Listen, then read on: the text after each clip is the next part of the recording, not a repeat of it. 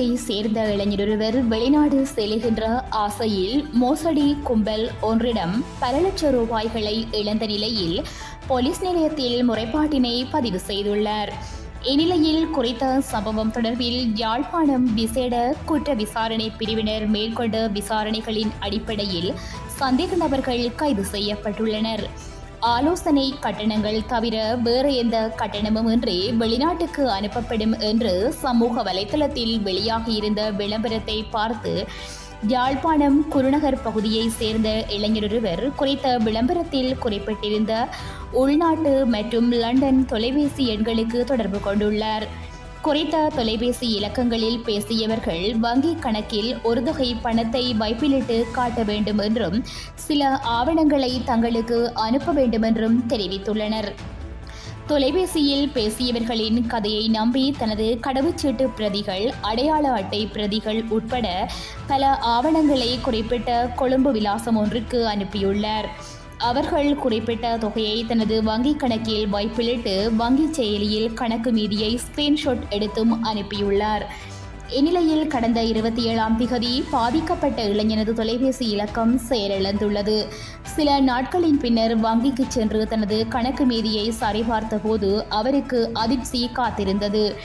வங்கிக் கணக்கில் இருந்த 65 லட்சம் ரூபாவும் காணாமல் போயிருந்த நிலையில் யாழ்ப்பாணம் விசேட குற்ற விசாரணை பிரிவில் அது தொடர்பில் முறைப்பாடு பதிவு செய்துள்ளார். விசாரணைகளின் அடிப்படையில் பெண்ணொருவர் உட்பட இருவர் யாழ்ப்பாணம் விசேட குற்ற விசாரணை பிரிவு போலீசாரால் கைது செய்யப்பட்டுள்ளனர். அவர்களிடம் மேற்கொள்ளப்பட்ட விசாரணைகளில் அதிர்ச்சிகரமான தகவல்கள் பல வெளியாகியுள்ளன.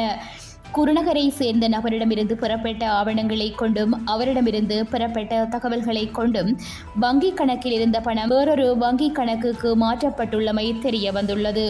குருநகரை சேர்ந்தவரின் கைபேசி இலக்கத்தை செயலிழக்க செய்து அவரிடமிருந்து பெறப்பட்ட ஆவணங்களை கொண்டு சிம் ஒன்று சந்தேக நபர்களால் பெறப்பட்டது.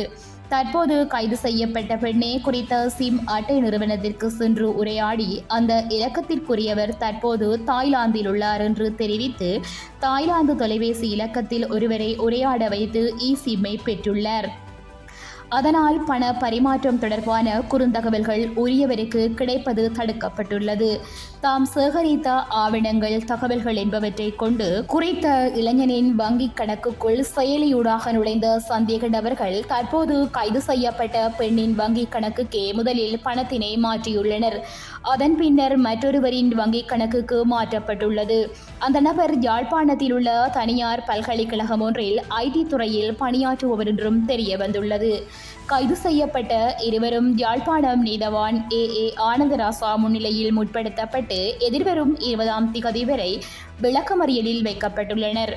சம்பவம் தொடர்பிலான மேலதிக விசாரணைகளை யாழ்ப்பாணம் விசேட குற்ற விசாரணை பிரிவு போலீசார் முன்னெடுத்து வருகின்றனர்.